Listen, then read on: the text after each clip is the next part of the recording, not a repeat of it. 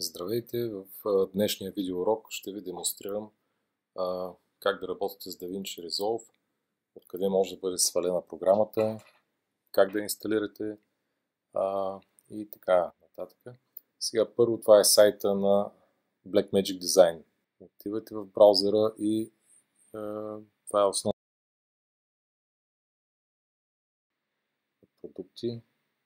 Така, тук виждате най-различни продукти от камери, монтажни станции, хардуер, телекино, сторидж и всякакви други конзоли за видеообработка и трансфер.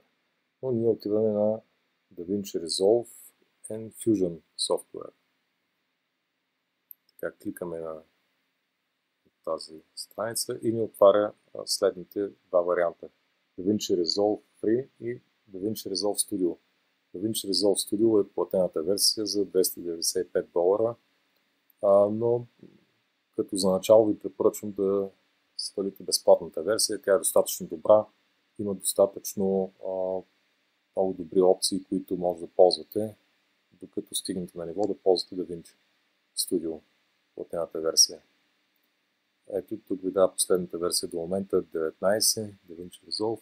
Тук отново ви дава опцията, ако искате да платите Studio версията, но вие избирате DaVinci Resolve горната.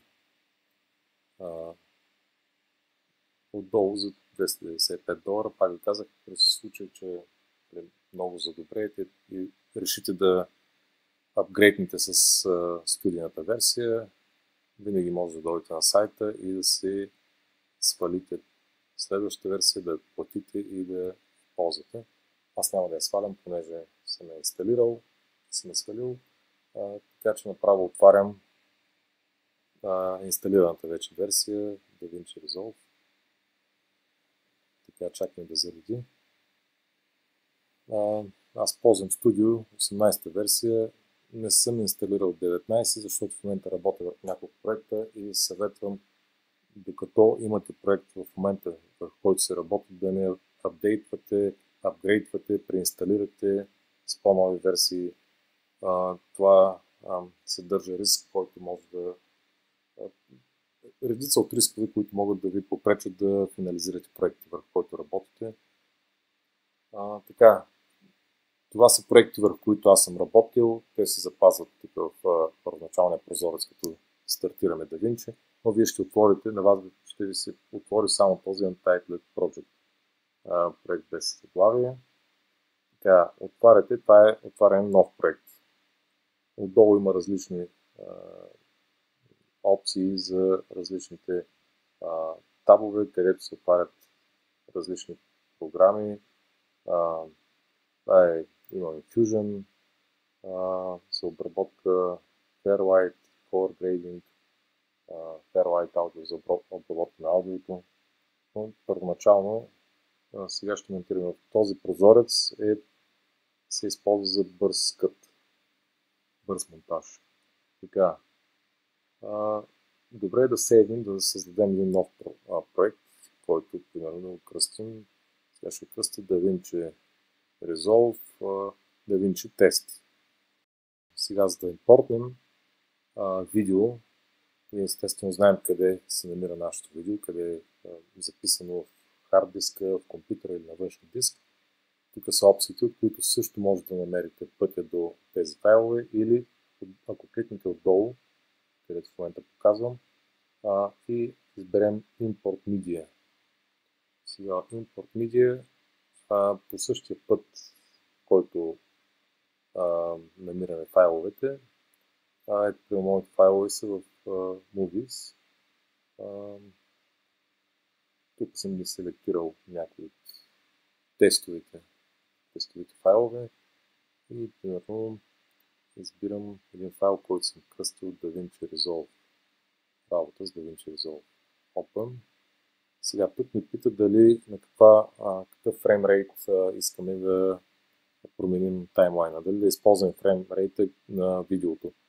В случая, ако използваме един и същи кадър с един и същи фреймрейт, е добре да дадем change, да променим фреймрейта на самия проект, за да може да върви по-добре самото видео, да се плейва по-добре, да се експортва Освен ако самия проект след това не държим той да бъде на различен фреймрейт от това, което е записа на видеото. Така, тук сме импортнали вече един видеофайл. Сега в момента съм качил само един. И така отварям на следващия прозорец, който е кът. Това е за бърз монтаж, бързо сглобяване на клиповете, но в случая аз използвам директно Edit, където е за фин монтаж. Там опциите са много повече, както виждате. Основно работя 90%, монтирам на Edit, на този прозорец. Сега тук е сорса. Тук можем да се отворим колко файлове сме аплоуднали. Те ни се появяват в този прозорец най-вляво. Как ги преглеждаме? Първият прозорец е превюто, в който качваме файла. Преместваме в този прозорец. Тук преглеждаме цялата дължина на самия файл. Сега избираме се място, откъдето искаме да ползваме. Файла може да е 5 минути, 1 минута, няма значение от дължината. Но сега ще импортна още няколко файла, примерно още един файл, за да видим как можем да сглобим няколко различни файла в случая. Ето избирам един файл, който съм записал, един вебинар преди време, така че ще ползвам това видео само за тест в случая. Прехвърлям го отново в превюто и избирам опцията, откъдето искам да взема файла. Видеофайла. Тоест от тук искам да взема клипчето, само тази част, това искам да е начална точка и натискам Mark In, този бутон отстрани, където е курсора. Mark In, плейвам и по времето, докато плейвам, търся място, до където искам да свърша файла. И задавам Mark Out на място, където файла трябва да е крайната му точка. Така, тук е Mark Out, натискаме Mark Out и файла ни е изрязан. Само тази част, която сме решили да ползваме в монтажа. Селектираме, хващаме го този файл и в момента преместваме само тази изрязаната част на зададените маркин и markout. Целият файл се стои горе, но ние сме взели само тази част, която ни трябва. Паралелно с това можем да вземаме от различни части на този цял дълъг файл горе, на целият видеоклип горе. Можем, независимо, че сме селектирали една част от тук, ние можем да селектираме и малко по-напред друга част, като отново изберем място и дадем, натиснем маркирано е началото на клипа. Така, плейваме до място, където искаме да е финала на самия клип. Финала на клипа, маркираме с markout и отново го сваляме на таймлинията и така ги залепяме един след друг. Тук вече имаме някакъв монтаж първоначален. С този магнит, който е горе, ако е селектиран, ако не е селектиран, той не залепя точно клиповете. Може да остане малко разстояние между тях, може да остане само един фрейм, няколко фрейма, секунда. Ето виждате, сега ще се получи една мигинка, едно черно за някакви части от секунда. Това са няколко фрейма. Като маркираме магнита, го залепаме точно. Ето виждате как е плътно, вече няма черно между тях. Така, вземаме следващия клип и отново го поставяме на този прозорец отстрани, превюто. Този прозорец се нарича превю. А десния показва таймлайна, който е. Така, също избираме Mark-in, Mark-out, едно тясно парче и отново го слагаме на таймлайна. Сега тук вече имаме 3 клипа, които са сложени един след друг. Има някакъв монтаж с плюс и минус. Можем да увеличаваме проекта, да го зумваме или да го свиваме. Zoom in, zoom out са плюса и минуса. С минуса може да видим целият проект от край до край. С плюса си увеличаваме по-близо клипа, който трябва да монтираме за по-фин монтаж. Сега ще повторя отново как става целият този процес. Тук са всички клипове в Bina. Аз съм сложил още няколко клипа от предишен проект. Снимахме една реклама. Сега тук в превюто отново хващаме един клип и го прехвърляме в превюто.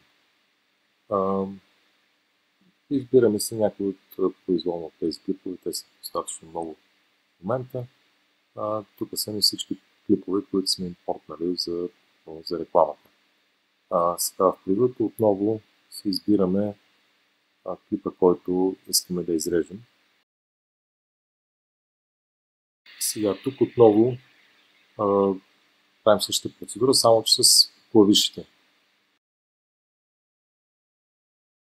Клавиша на компютъра на клавиатурата I или I на английски ни изрязва pinpoint, маркин, началната точка. Сега след като изберем къде искаме да бъде mark out и къде да изрежем финала на клипа, натискаме O, клавиша O на клавиатурата и той изпълнява същата функция, като тук е от страничния бутон mark out. И така, хващаме и сваляме само този клип, парчето, което сме изрязали, таймлинията. Тук имаме едни опции, които показват аудио и видео. Можем да селектираме само едното или само другото, ние ще се свалиме двата в момента. Аудио и видео. Така, това са опциите. Тук ни показва source, media и така нататък. Но в случай няма да избираме само аудио или само видео, ще свалиме двата клипа заедно. И аудиото и видеото едновременно. Така, тук долу се намира клипа, който трябва да монтираме. Така, ние може да изберем, както казах, и друга част от клипа, да го изрежем по същия начин с Mark In и Mark Out. И с бързите бутони И за Mark In, начална точка, и след като изберем финала клипа, финала на парчето от клипа, слагаме Outpoint. И тук е Outpoint. Отново го сваляме на таймлинията. Сега таймлинията е линията, на която монтираме различните видове клипове.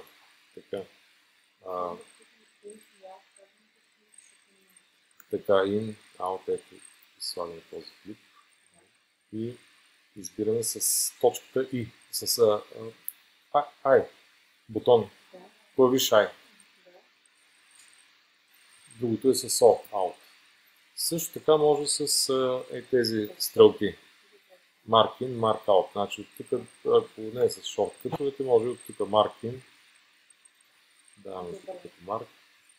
Mark out, това е mark out. И му избираме където го селектираме, там е mark out.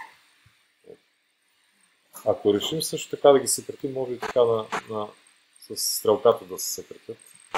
Да се хване точката и да се изгърпа, да се движи с стрелката. Трябва да хванем, когато е селектирана, точката може да се измества също. Ето изместваме и решаваме, че това парче трябва за следващия кадър. Сваляме го долу и го подреждаме след другото. Значи, виждате ли този магнит? Тази иконка тук, която е като магнит. Това магнитче помага клиповете да се залепят плътно. Защото ако не е маркирано, има опасност да остане черно между тях. Примерно, да премине през черно. Ето, виждате ли една мигинка.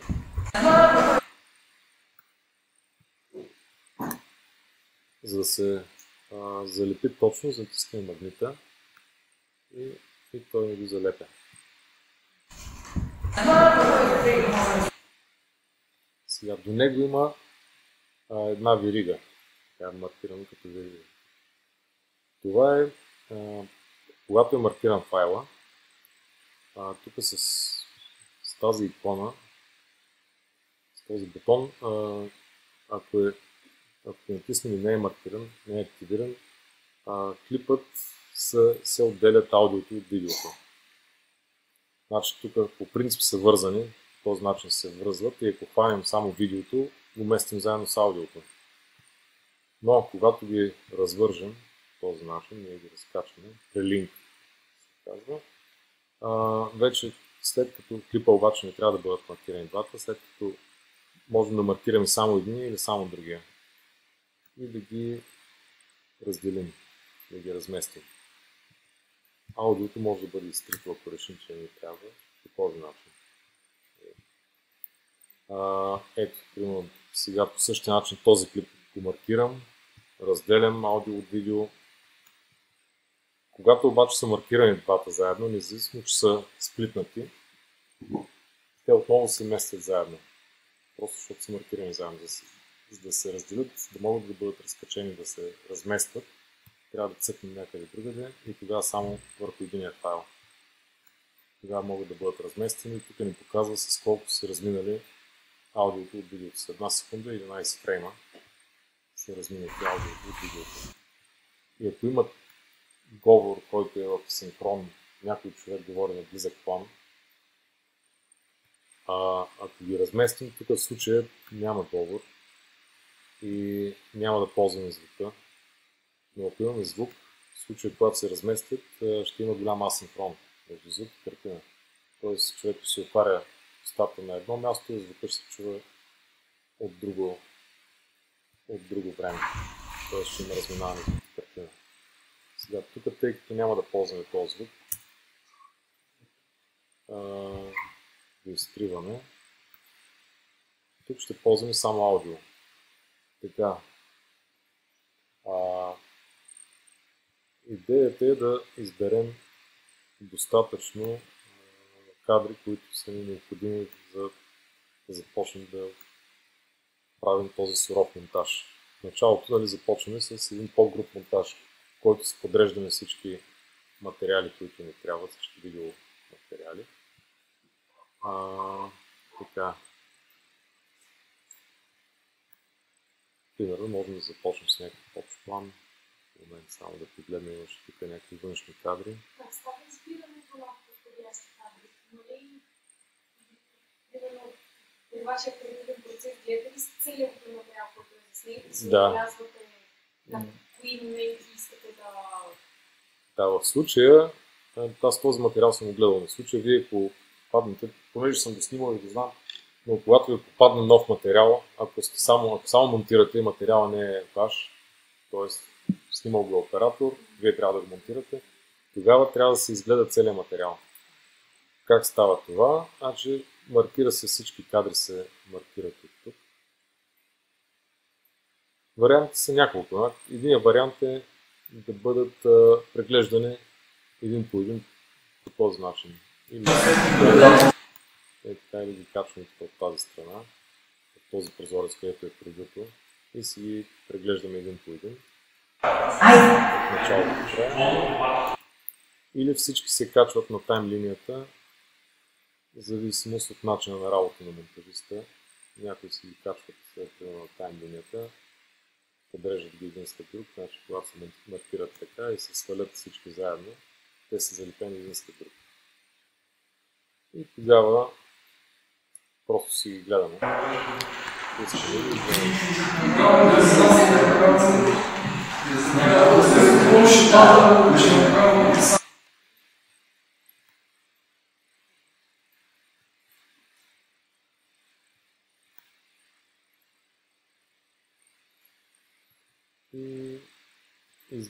Може и още тук на самата таймлиния, когато се преглежда материала, също да се отделят клипове. Сега има един малко по-сложен вариант, в който примерно се прави нов таймлайн. Нова таймлиния, файл, new timeline. Тук пише timeline 2, но ще напишем edit. Създаваме втора таймлиния. Сега таймлайн 1 е тази таймлиния, на които са ни Всички клипове, да. Където ги имаме, ето и къде са. Тази едита е новата, която направихме. На нея няма нищо. Така. За мен само да изключим. Това ще ми дърпа от рама. Клиповете, които сме селектирали в този таймлайн.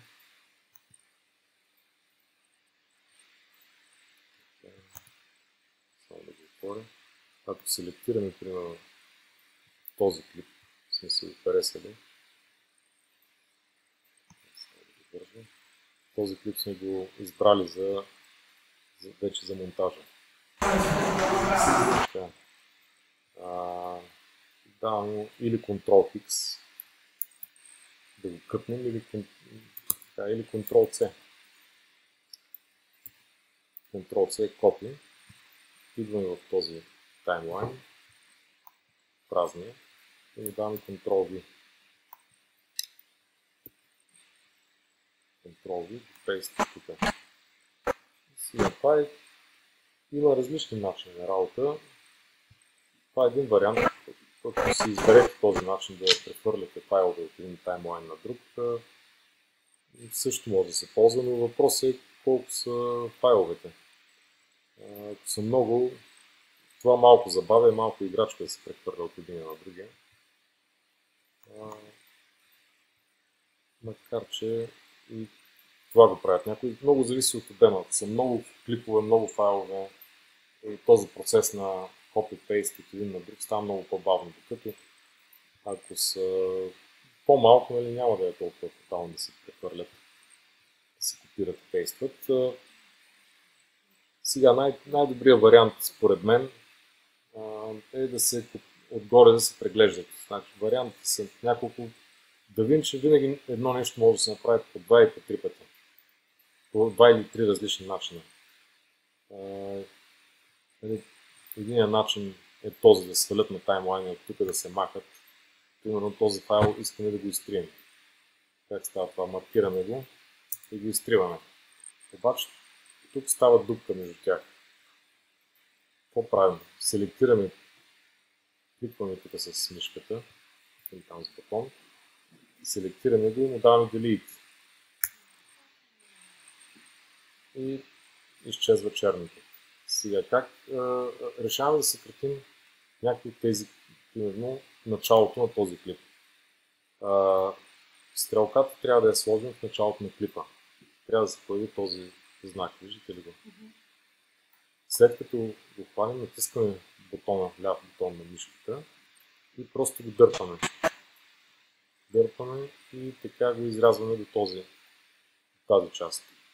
Това е единият начин, ако искаме да отрежем в началото. Ясно ли е на всички? Така. След това, единият вариант е маркираме и удряме Delete. Другия вариант е пак с десен бутон и ни се отварят тези неща. Paste, Insert или Ripple Delete. И можем да натиснем Ripple Delete, по същия начин пак го събира, пак изрязва. Това са двата начина. Аз използвам най-вече този с маркиране и директно натискам Delete. Сега, когато искаме да отрежем един клип, тук е долу на таймлинията. Така.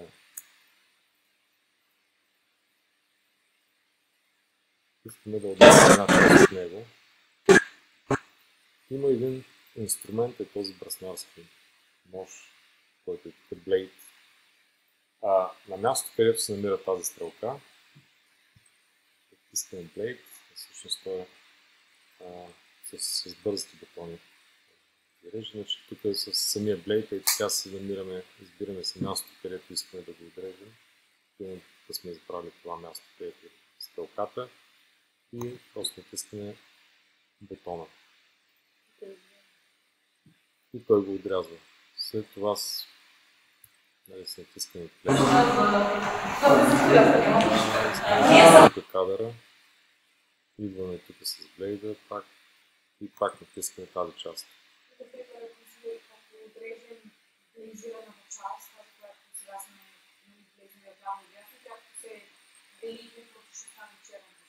Да, Ние сме ги изрязали вече, обаче те си стоят. Ние просто сме направили кътовете и сме отделили файла на 3 части. Защото тук сме направили един кът, тук втори кът. Сега отиваме пак на стрелката.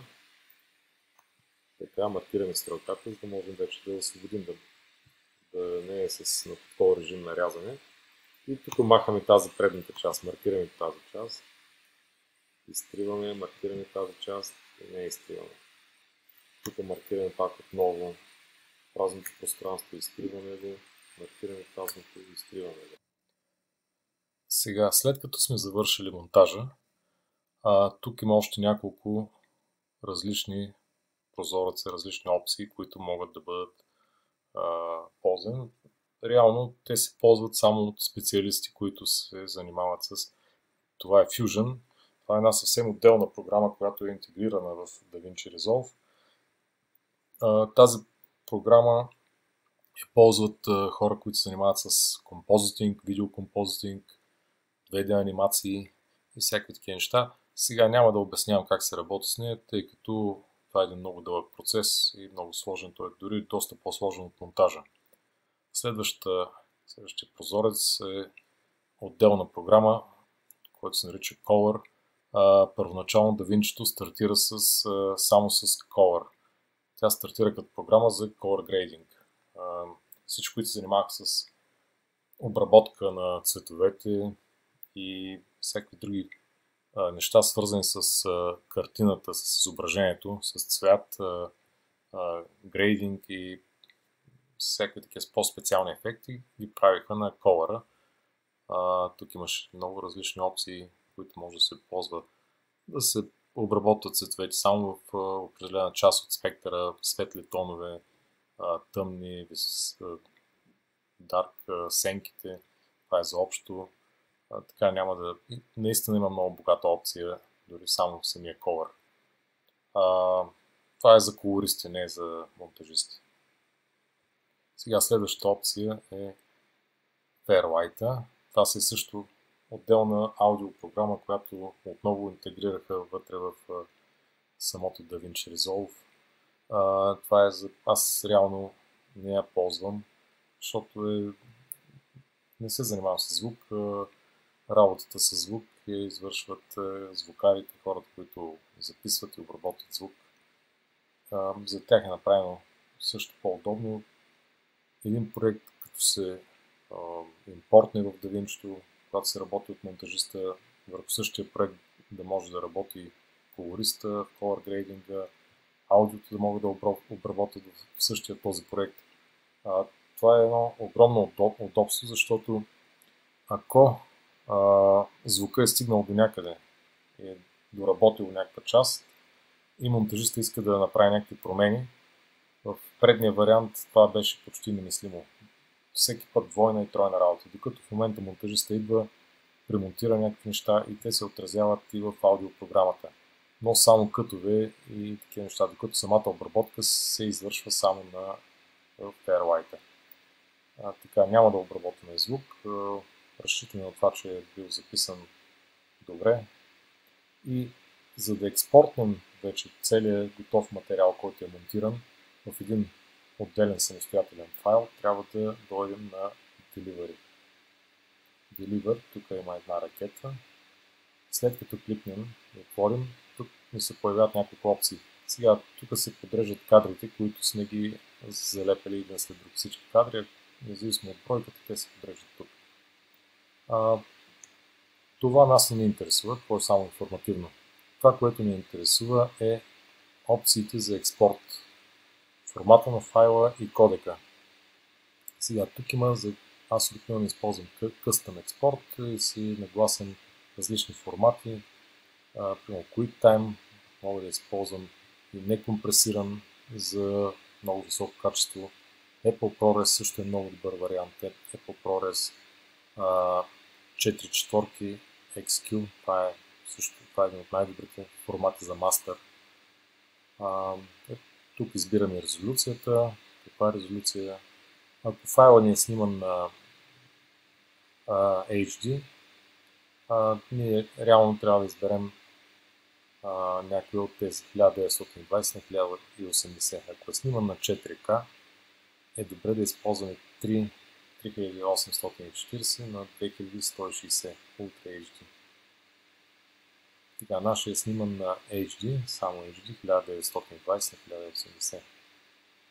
Сега, тук има допълнителни опции, това е вече за професионалисти и за по-специални формати.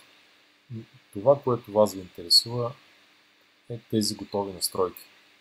Сега, тук има H264, H265, 264 отново, 265, ProRes, това е на Apple формата, много високо качествен формат, запазва високото качество на видеото и аудиото, но недостатъкът е, че взема много място на хард диска. Файловете стават много по-големи като мегабайти, гигабайти и това отнема повече от място в хард диска. Това, което най-лесно може да ползвате, е тези две бързи настройки. YouTube и Vimeo. Съветвам ви да ползвате YouTube. Той има стандартни настройки, като формат му е MP4. Естествено, това е един от най-ползваните съвременни формати, който компресира достатъчно много картината, но запазва качеството. Кодекът H264. Encoding Profile. Значи всичките това са им стандартни настройки. Ето, резолюцията може да изберете или по-малка, или тази. В случая избираме тази. Сега, тук избираме името на файла. Как ще го кръстим? Ще го кръстим примерно експорт видео. Така, експорт видео. Трябва да посочим място, където трябва да бъде записан този файл.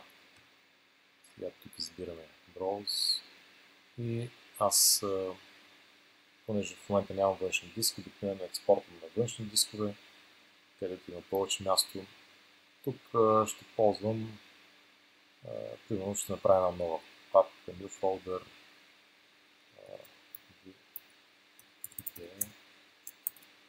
експорт. Създаваме папката, видео експорт, Save.